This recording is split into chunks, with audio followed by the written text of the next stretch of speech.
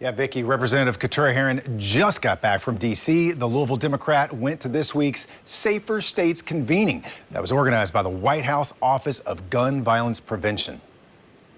It was great. It's always good to be in D.C. and then also it was great to be around other legislators who are doing very similar work and hearing some of the things that they're doing. Keturah Herron's visit to Washington came the same week the U.S. Surgeon General declared gun violence a public health crisis. To hear that from the Surgeon General, I think it solidifies what we've been saying. Here in Louisville, there were 5 fatal shootings this week. So far this year, there have been 84 homicides in the metro compared to 79 last year. Anytime one person loses their lives, it's too many.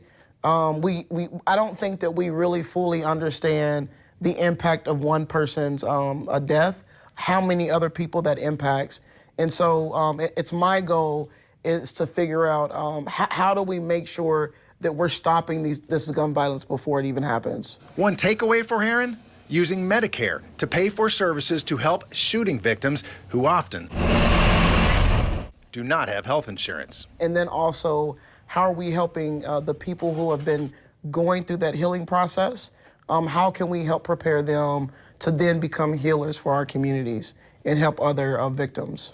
Herron notes gun violence affects more than just gang members and drug dealers. I had a cousin who actually committed suicide using a firearm. And that's one of the reasons why in the legislation that I've put forward is that how when we talk about gun violence, how are we looking at suicides? How are we looking at gender-based violence? How are we looking at that inter-community violence?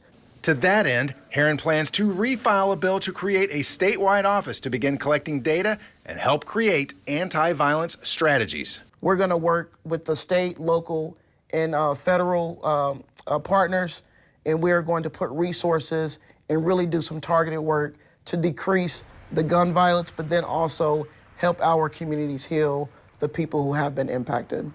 Now, Herron says she's optimistic about the chances for that bill in the 2025 session. She's currently a representative, but she's running unopposed for a state Senate seat this fall, and she said the reception for her bill in the Senate has been good in past years. Mark Vanderhoff, WLKY News.